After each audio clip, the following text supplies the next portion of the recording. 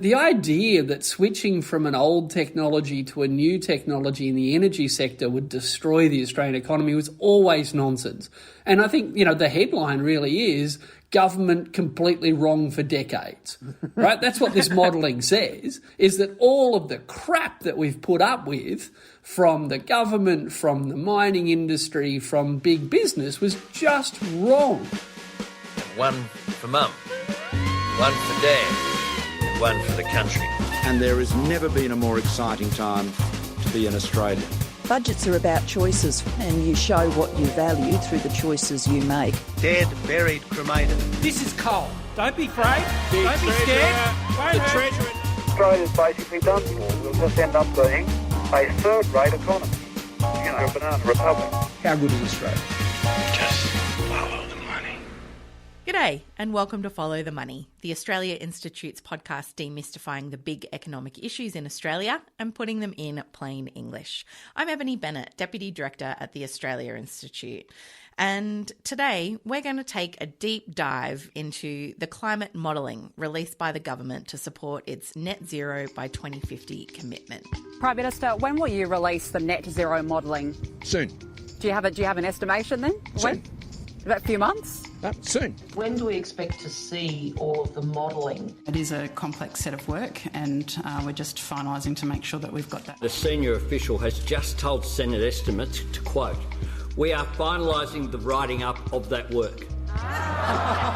End quote. The modelling will be released in the next couple of weeks, Mr. Speaker. The Prime Minister has chosen a Friday afternoon to release the details of his long-awaited net zero climate plan. Well, let's talk about the modelling because it was released Friday afternoon. The modelling that didn't assess the cost or impact of climate change and led to a plan that relies on technologies that haven't been invented yet. And so I think that was one of the strongest takeaways from that modelling was, it's not necessarily a net zero commitment because it's only 85% reduction. So the government is still sort of giving itself some wiggle room. It's not saying we absolutely will get there, in this manner.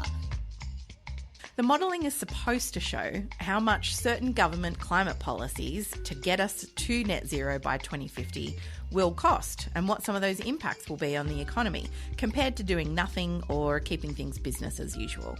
But as with all modelling, as long-time listeners will know, the devil is in the detail. For example, the modelling revealed that there is no actual plan for net zero. There's still at least a 15% gap in the government's so-called plan.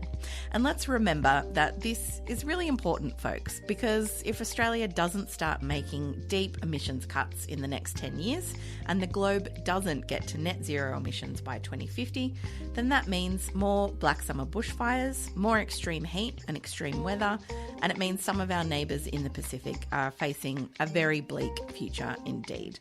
So, to deep dive into all of the details, I'm delighted to introduce our Chief Economist, Richard Dennis, and our Research Director, Rod Campbell. G'day, Richard and Rod. Great to have you back on together. Hey, Eb. Great to be here, Eb. Lockdown has kept us apart for too long. But modelling has brought us back together. The great uniter. Richard, I'm just going to remind long-term listeners that economic modelling, that's actually your speciality area of expertise as an economist, right? It is. For my sins, my PhD thesis a long time ago was on the kind of dodgy theoretical underpinnings of macroeconomic models, and I accidentally chose that topic. I thought it would be completely worthless when I finished, and then the mining industry decided to pick up this tool and wave it around. So, I've had my head in these models for a long, long time. So just remind us for people who don't engage with modelling all the time, before we get stuck into the details of the net zero modelling, why is modelling useful and how can you use it to be a beneficial tool in policy decision making? Yeah, look, a model is just a simplification. So an economic model is an attempt to build a simplified understanding of the cause and effect between different things. So think about a car model. It's not a car, all right? A car model is not a car. It won't take your family to the shops. But a car model done well, you can see where the wheels go, you can see where the engine is, you can see how the pieces literally fit together. So a model is a simplification, a simplified sort of representation of reality. And we should never criticise models for being simplifications, but we should criticise modelers and we should criticise politicians who take a very simple model of something like the Australian economy and use it to tell us what the world will look like in 30 years' time. So just to be crystal clear, a simplified model of what would happen to employment in the steel industry if demand for steel doubled, well, that's something a model can help you understand, and we can use historic relationships between the number of workers in the steel industry and the output of the steel industry. Simplified models are really good for doing that. But to use a simple model of the Australian economy to predict what technologies will be invented in the next 30 years, what the cost of those technologies are, it's meaningless. It's fantasy stuff. So, Richard, the government released this modelling very late on Friday afternoon, a Friday evening special, as they've come to be known. And you took a quick look and really right off the bat, you described it as a piece of economic science fiction. Remind us why that was your first response.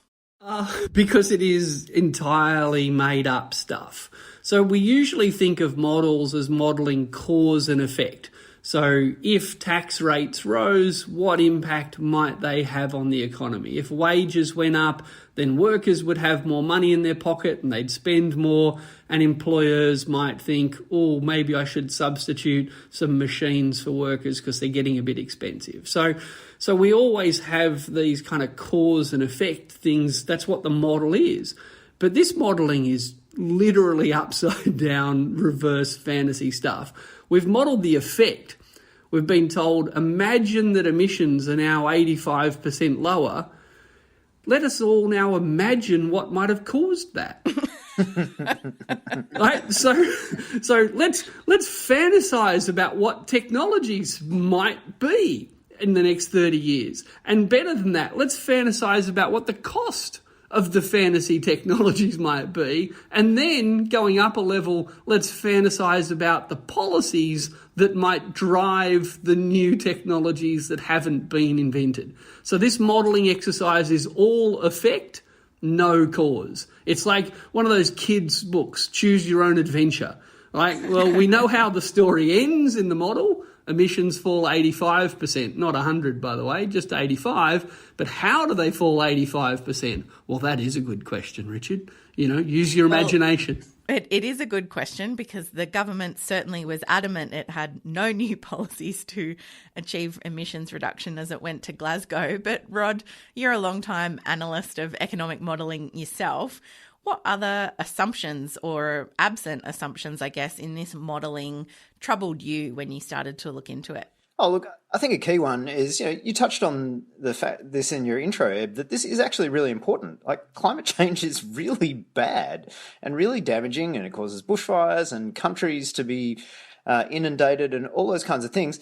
The key benefit of acting on climate change is to reduce the number of bushfires, droughts, floods, and countries being swamped.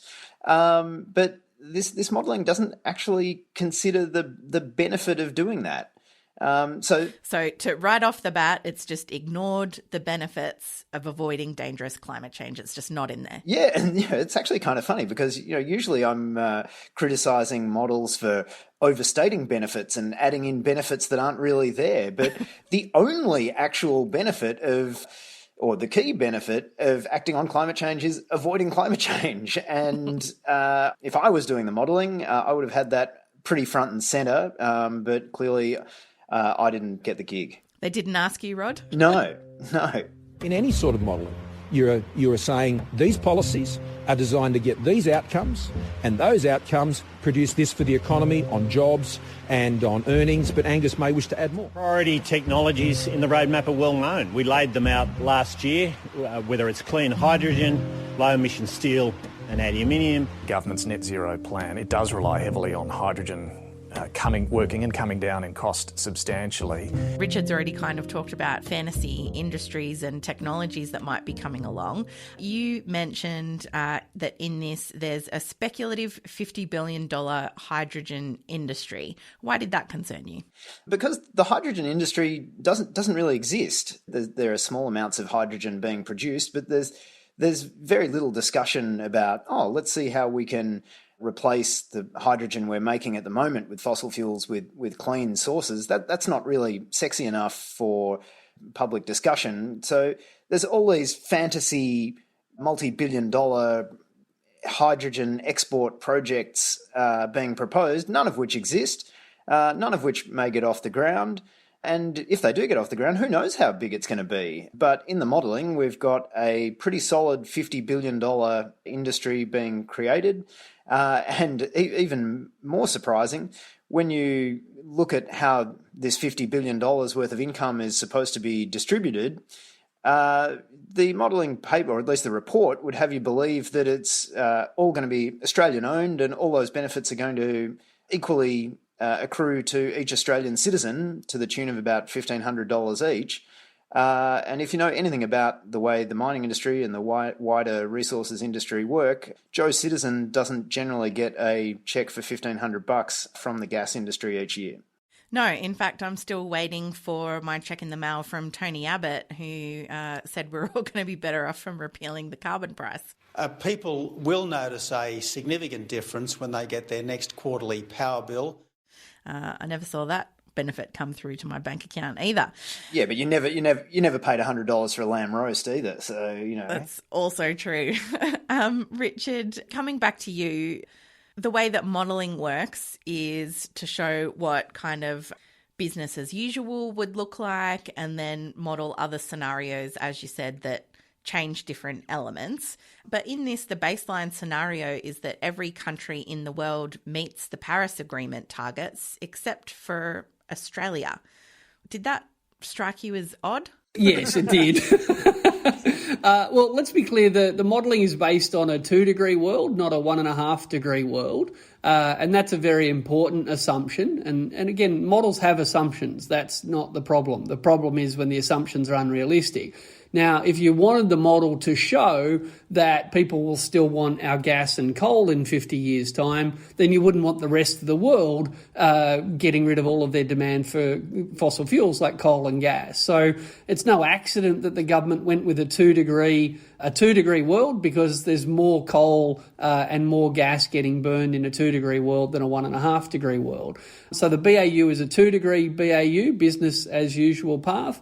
And yes, every other country kind of gets on and acts except Australia.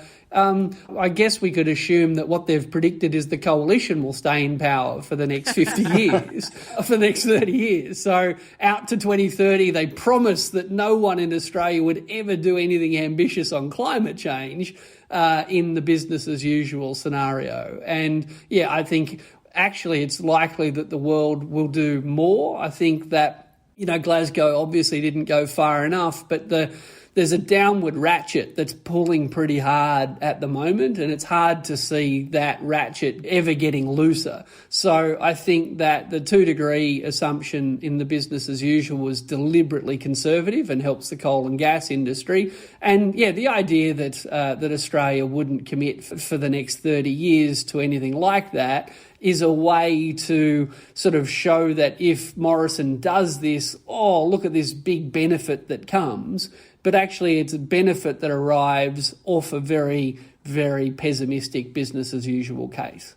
Richard, there was a number of other kind of unanswered questions from this modelling. I don't want to call it net zero modelling. It's not zero. It doesn't get us to zero, so I don't want to call it that. But I mean, in the past when Labor had a massive scare campaign about the cost of its climate policies, there were claims about how much electricity prices would go up, petrol prices. The lamb roasted. Yeah, Barnaby Joyce, as we've previously discussed, warned of $100 lamb roasts.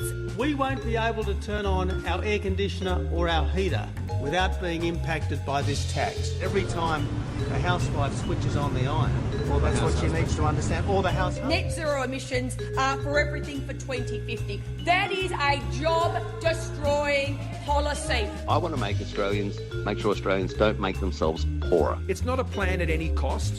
There's no blank cheques here. What are some of the things that are missing from this modelling that we might have expected, given the government's favourite talking points? Absolutely. That's the key question here. I mean, so yes, you're right. The coalition has kind of raved on for a decade saying, what will it cost? What will it cost? What are the costs of tackling climate change? As Rod said before, always ignoring the benefits of tackling climate change. But similarly, just last year, Scott Morrison was adamant that he would not commit to net zero without a fully costed plan to get there. So yet again, the Prime Minister's loose with the truth, shall we say. Last year, I will not and cannot possibly commit to net zero without a fully costed plan. Then he waves his pamphlet around, but when the modelling comes out, we see it's not a net zero plan at all. It's an 85% reduction. And what's missing from the plan is any policies to get us there. And just to be crystal clear, what's modelled, what is in the modelling, is a carbon price that is driving the rollout of all these fantasy technologies. The modelling commissioned by the government, $6 million to McKinsey, ABARE involved, CSIRO involved, everyone involved, the model that they've used relies on a carbon price to drive these new technologies into our economy. And So that's the assumption that's in the modelling, that there's a carbon price. Sorry to equivocate. The model has a carbon price in it. They have modelled a carbon price. Let me be crystal clear, that's what they've done. But when they describe the model, they say, well, something that has exactly the same effects as a carbon price, that may or may not be a carbon price, drives all this change. But here's the thing. One of the things they say is, it could all happen with voluntary action. Businesses might just go and buy offsets. Businesses might just go and spend a lot of money transforming their industrial processes. But here's the key point. Whether Ampol and Shell voluntarily buy offsets or voluntarily invest in new capital equipment, all of the costs of doing so will be passed on to consumers. What's been modelled is how a carbon price will drive these new fantasy technologies and offsets through the economy. There's no doubt that's what they modelled. But there's no hint in the plan, in the modelling, or in any statement from the Prime Minister as to what the impact of that will be on our electricity prices, on our petrol prices, and indeed on the price of a leg of lamb. So we've got this complete disconnect. We've used a model that assumes a carbon price will push these new technologies through the economy, and there is not a peep from the government on the one thing the government has obsessed about for a decade, and that is, what will it do to electricity prices? What will it do to petrol prices? What will it do to the cost of food? And the answer is, despite all the millions and the 100-page pamphlet, nothing, not a word about the cost of living impacts. Talking about this carbon price, I mean, it's actually described in there, I haven't got the exact words, but as a voluntary reduction mechanism or something. So we've got a carbon price. It's just a carbon price that people impose on themselves. The private sector, the entire private sector decides to pay a carbon price that the government isn't imposing. So when Richard was talking about why this is science fiction, why it's sort of a work of fantasy, the fantasy here is that what if people didn't behave the way they usually do? What if people don't avoid costs? That's the wild thing in here. It's reversing, the entire basis of economics, that people try to minimise costs and maximise benefits. No, the entire economy just imposes a carbon price on itself. Magically. It's pretty wild. Well, the government doesn't like mandates, Rod, but let me quote from page 29 of the report, where they're talking about these costs, the costs to the companies, whether it's the petrol company or the electricity company. Page 29, the marginal abatement cost in the model represents the wide variety of ways that action can be motivated. Isn't that a positive word? Motivated, including voluntary action, government regulation, brackets, such as efficiency standards or technology mandates, government financial support, read subsidies, or tax arrangements such as fuel excise. So the modelers are being honest here and saying something has to motivate companies to do this. It might be a voluntary choice, which, as Rod said, is kind of the opposite of how economic models are built. Could be voluntary, could be government regulation, including mandates, but Scott Morrison said there won't be any mandates. Could be subsidies, but we've had no mention of how much the subsidies would cost. Or it could be taxes, but the government's ruled out taxes. So again, it's all effect, no cause. The modelers give us a list of possible causes. Most of them are implausible, and the plausible ones, like mandates and taxes, have been ruled out by this government. It will not shut down our coal or gas production or exports. It will not impact households, businesses or the broader economy with new costs or taxes imposed by the initiatives that we are undertaking. It will not cost jobs, not in farming, mining or gas, because what we're doing in this plan is positive things. The costs are coming down. They will keep coming down. We laid that out in the plan, page 48 of the plan, and you'll see it as well in the modelling. And as the costs come down... Fantasy target of net zero emissions by 2050. Not being an economic modelling expert myself, but just to give a brief summary, it's not net zero modelling because it doesn't get us to net zero. There's no actions in there or government policies because, as we've established, the government doesn't mandate things or want to do anything on climate. It assumes that the gas and coal industry will continue for a very long time, and there's all kinds of technologies that haven't been invented yet that are in there as well. And then we kind of magically end up in a space where all that is only good for the economy. There's kind of no downsides. I mean, it's just extraordinary after all the focus that we had on this, that this is where we've ended up. Well, let me defend it first. You defend it and then I'll attack it again. Look, I can put my hand on my heart and say I've spent decades saying tackling climate change will not destroy the economy. I mean, how could spending a lot of money on new technology, investing in lots of new capital that lowers the cost of energy because the marginal cost of, wind and solar power is so low, how could a big investment boom that lowers the long run cost of energy ruin the economy? Like, it was never going to ruin the economy.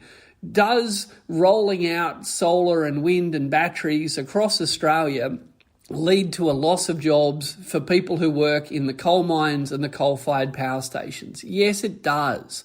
It does. And there were, like any big transformation, once upon a time, people used to sit at hotels answering the phone and taking bookings. Remember those jobs? They're gone. They got replaced by your smartphone. So the economy's always in transition and people are always losing jobs, and we should always be kind and considerate and generous to those people. But the idea that switching from an old technology to a new technology in the energy sector would destroy the Australian economy was always nonsense. And I think, the headline really is government completely wrong for decades, right? That's what this modelling says, is that all of the crap that we've put up with from the government, from the mining industry, from big business was just wrong. But the dangerous part of the modelling is that it says that all this transition can be achieved with no new policy. Yeah. That's the real fraud here. It's not, I don't think, dangerous to say we can get to net zero in 2050 with a bigger, stronger economy than the one we've got today. I think that's the most likely scenario. How much climate change we'll have, how much damage the climate will do to us, well, as Rod said, we didn't model that. But the actual economic activity, no problem at all. You know, there's 100,000 people work in McDonald's, there's 40,000 people work in the coal industry. We've got just as much to fear from the phase out of unhealthy food as we do from the phase out of coal.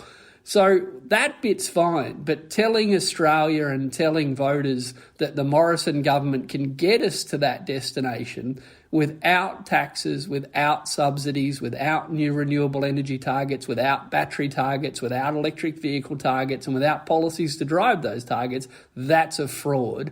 And it's just designed to buy more time. And that's all this government's ever done with climate change. Just try and put off action, just kick it into the long grass. That's the danger. Over the past years, past 8 years, has Treasury ever done any modelling on the economic costs or benefits of net zero or any climate-related impacts on the Australian economy? I'm not sure of the precise time frame, but at least since I became Secretary, and I don't think so in the period immediately before that, we had done any climate change modelling. I don't know whether it's 8 years, but we haven't done it, at least for the last few years. In recent times.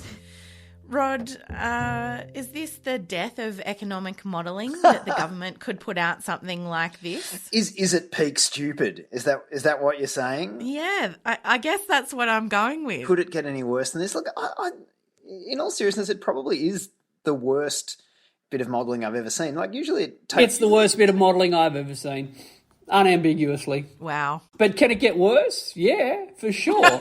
I mean, let's understand, in Australia, power is the ability to talk crap and get away with it. Yeah. Okay, if the Australia Institute were to make claims as fanciful and ridiculous as this, we would be torn to pieces. Yet we've got a Prime Minister and an Energy Minister and a whole kind of edifice of power and prestige in Australia standing next to this absurdity and kind of getting away with it. And that's how democracy works in Australia. Power can talk crap and get away with it. So can they talk even bigger crap in the future? Maybe. In the getting away with it, I think part of it links back to what we were talking about before, of how many people have got their names on this but not actually claiming responsibility for it. You know, it hasn't been published by Brian Fisher's firm. It hasn't really been published by ABARE or McKinsey. So what's the cliche about success has many parents and failure's an orphan? I don't know if I can quite tie it in, but there's a lot of parents. The point that a lot of people were involved, but no one's taking responsibility for it. No one wants their reputation tarnished by having their name on this ridiculous piece of peak stupid modelling, or maybe not peak. It could yet peak higher, as Richard said, but it's a new high watermark, Rod. It's a new high watermark. Yeah. One of the assumptions there that Eb, you were sort of, I saw you on Zoom, sort of slapping your head, saying, you know, how did we turn all these costs into a benefit? And again, it's just in the assumptions in the modelling. In the modelling. If we don't take action, if Australia's the only country in the world that doesn't meet its Paris agreements, then international investors charge us more for financing costs and interest rates and things like that. It costs us more money just because they don't like us, we're naughty or we're dangerous or something. Whereas if we do take the government's plan and achieve these modelled not zero outcomes, then international finance likes us and money is cheaper for us. So we've just said, you know, if we go down one path, it'll be expensive. If we go down another path, it'll be cheap.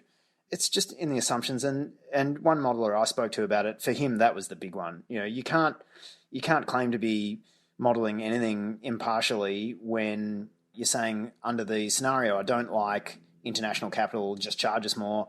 Under the scenario I do like, everything will be cheaper.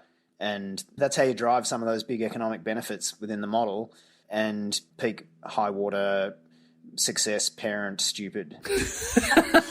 Richard, I guess I just want to finish up with going back to Glasgow, because as much as we've been having a big national discussion about whether or not the Prime Minister is a liar, his difficulty with the truth on occasions, that's been certainly a big subject. And I will admit, I like to think I'm cynical, but I'm not, because I was still shocked when less than 12 hours after we signed the Glasgow Pact, which asked countries to come back next year, and if they hadn't already upped their 2030 target, to come with a more ambitious target next year to the next COP, and also for the phase down of fossil fuels, in particular coal.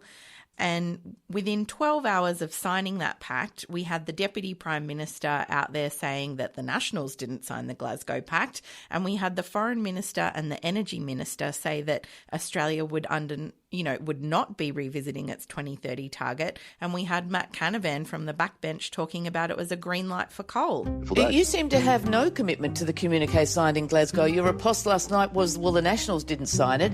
When did the Nationals stop being part of the coalition government? Well, it's technically correct. We were not actually in Glasgow. I mean, the point come on, was, you're the Deputy Prime Minister of Australia. Yeah, I know I am, Fran. I know, you didn't have to tell me that.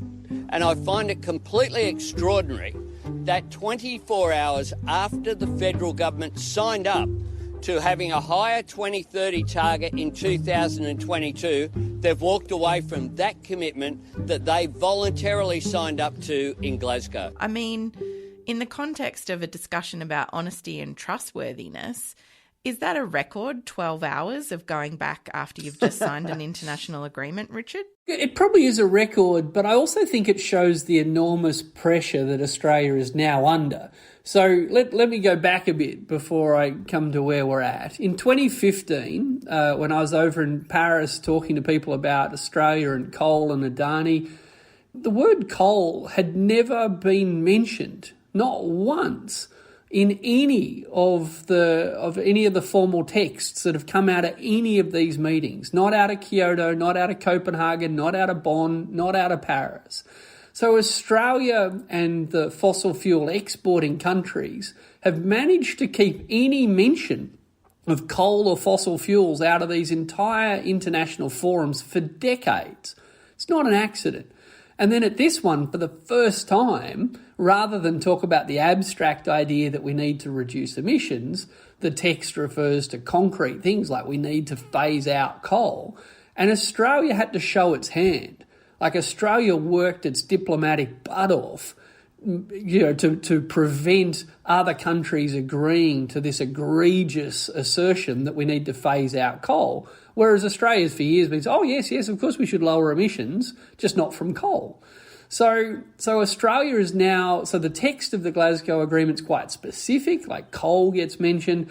And also, Australia usually just kind of copes with this international pressure every 5 years or so. It's no accident that other countries have lined us up and said, all right, well, how about the recalcitrants every year have to come back and tell us they still haven't done their homework?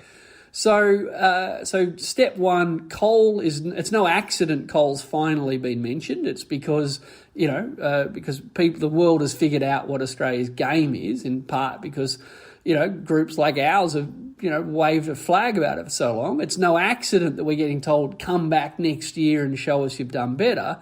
So we kind of had no choice but to sign up. We didn't have a choice at all. And then, as you say, Barnaby Joyce just turns around 12 hours later and says, I didn't sign it, doesn't count. Well, guess what? For 12 months, all of our allies and all of our rivals on the international stage are going to keep reminding us. So the weights are really coming out, and that's good because Australia has been a bad actor for decades when it comes to these negotiations, and whether it's Pacific Islanders calling us out or Joe Biden calling us out or the EU, who we're trying to do a free trade agreement, calling us out, we are finally getting called out on coal and on our lack of ambition. And Barnaby means every word of it. He couldn't care less what we just signed. But wait till he tries to get a free trade agreement to help beef exports to Europe. let's see what he does then. Yeah, it's a huge difference compared to other COPs, that's for certain. Richard, I'll just finish with you on the politics of this. So obviously we're headed towards a federal election. The Prime Minister is obviously saying we're committed to net zero by 2050. But it definitely sounds, at least from the Deputy Prime Minister, that he's not so wedded to that. I mean, has the Prime Minister actually resolved any of the internal political issues when it comes to climate change within the coalition here? And do you think that's going to be of concern politically for the coalition as it heads to the election? Look, the Prime Minister's made a number of, shall we say, misjudgments in the last month. And one of them was that if the Prime Minister could convince the Nationals to let him say the magic words net zero, then that would be enough to kind of put climate change from the front burner to the back burner at the next election.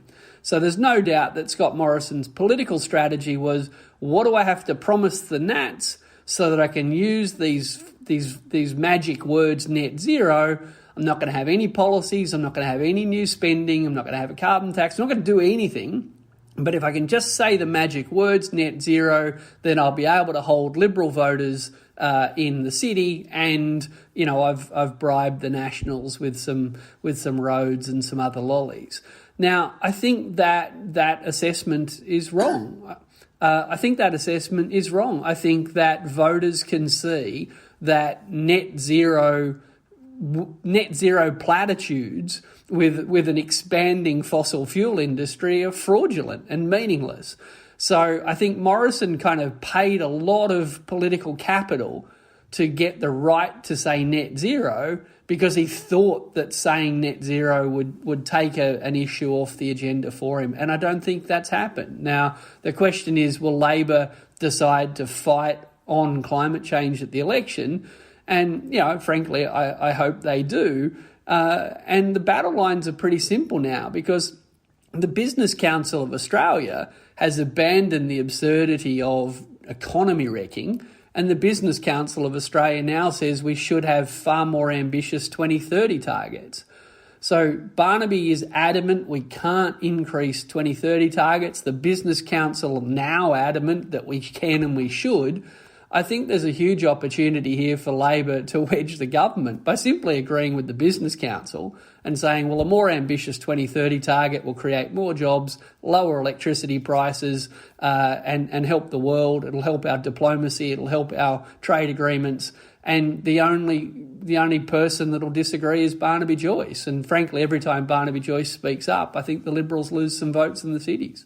Well, I guess we'll see how this will all pan out, and I'm sure as we get more details from the Greens, from Labor, and certainly from some of the independents that are cropping up around the place, it won't be the last time that we discuss climate change before the election. But thanks very much for this deep dive, Rod and Richard. That's all we've got time for this week. This episode was recorded on Tuesday, the 16th of November 2021, and things may have changed since recording. You can visit australiainstitute.org.au for all our latest research, including our analysis, or critique is probably more accurate, of the Not Zero modelling, and we're on Twitter at the Oz Institute with an AUS. My Twitter handle is Ebony_Bennett with a double N double T.